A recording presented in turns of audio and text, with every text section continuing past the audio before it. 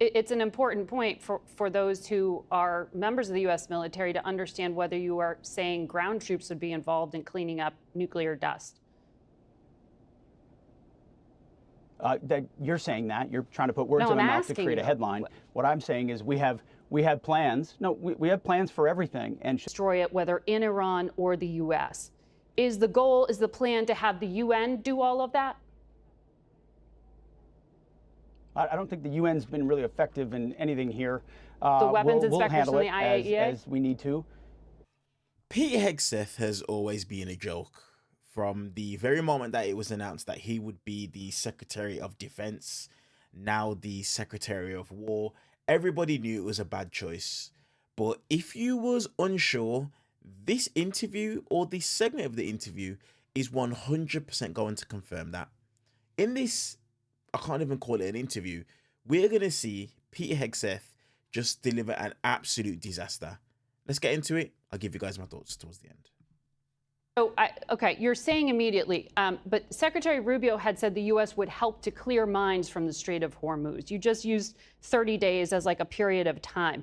Can you clear the mines and remove the security threats in the Strait within 30 days?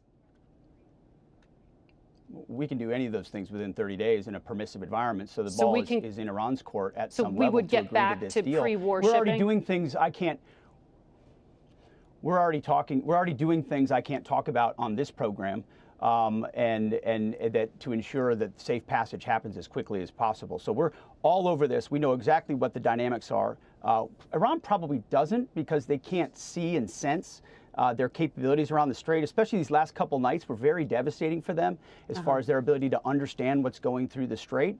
So if they have capabilities and can do it, great. If not, if international partners who've said they want to step up and contribute, great. But once this deal is signed, our expectation is that Iran will stop shooting, drones at commercial shipping. It's been them shooting at shipping the entire time. Yeah, they did that just on Friday. And in fact, a drone collided with an Apache helicopter last week. They fired drones into Bahrain. They fired missiles at a U.S. base in Jordan just a few days ago. They still have the capacity to And that's why you have to deal with these folks with strength and not just ask them at the table. And it's the military strength that compelled them to this point where they're making a deal which will be great for the security of the United States of America. And that's why this is such a big moment. And only President Trump's strength and clarity of mission to say no nuclear weapon will ensure that now and underneath the MOU, the terms are set that are performance-based for Iran to ensure that they never get a nuclear weapon. That's what's critical. So once the 60 days of negotiations, and I know that could be extended, start,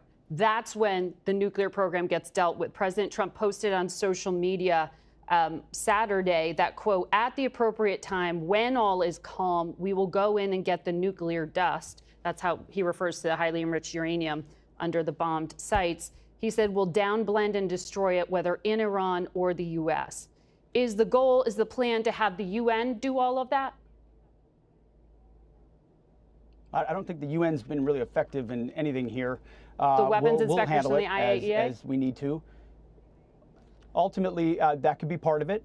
The reality is President Trump has already set back Iran's nuclear program in devastating ways, from Midnight Hammer to this campaign, to ways that we know how far back we've set them. We're watching that material as we have this entire time. Yeah. And any arrangement, as I said from the outset of the program, will be performance and metrics based. You'll have inspections, you'll have oversight, whether they're U.S., whether they're international, but it'll be a throttle set by the United States through our negotiators with the military and strength as the guarantor of this. If Iran does not want to comply, then they can deal with the War Department again, which we'd rather not have to do, and President Trump would rather not have to do, but they know the type of devastating effects that have occurred on their military and on their air defenses and on their capabilities. They don't want that again. And so when we restruck twice, don't discount how important it was that we were willing to show we will restart this and we will set you back even further. And that was part of the reason why Iran came to the table, and we're going to finish this initial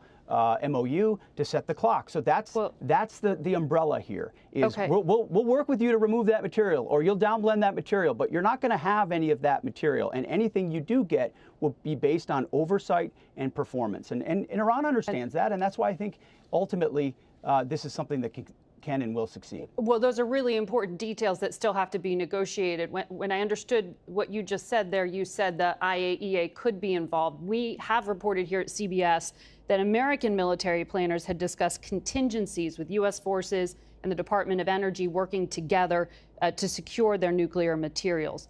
Are you saying that at the negotiating table, the United States is going to say the U.S. military has to go in and clean up the nuclear dust? Well, I'm not going to say on a Sunday morning television program what we will or will not do in any context. We'll have all options on the table, and that's what we've said to President Trump and the American people and the world and the Iranians from the beginning. The entirety of the might of the U.S. War Department is prepared to ensure Iran never has a nuclear weapon. We can do it the Midnight Hammer way. We can do it the Epic Fury way if we need to. Ultimately, Iran will need to destroy it and remove it, downblend it, and we will be involved, whether physically or otherwise, to ensure that that happens. Could be the U.S. military. Could be another option. I think our negotiators, our world-class negotiators, are going to have a lot of options. The U.S. military is good at these types of things. So is the Energy Department. And so working with the Iranians to ensure it's destroyed and removed and their program is dismantled will be center.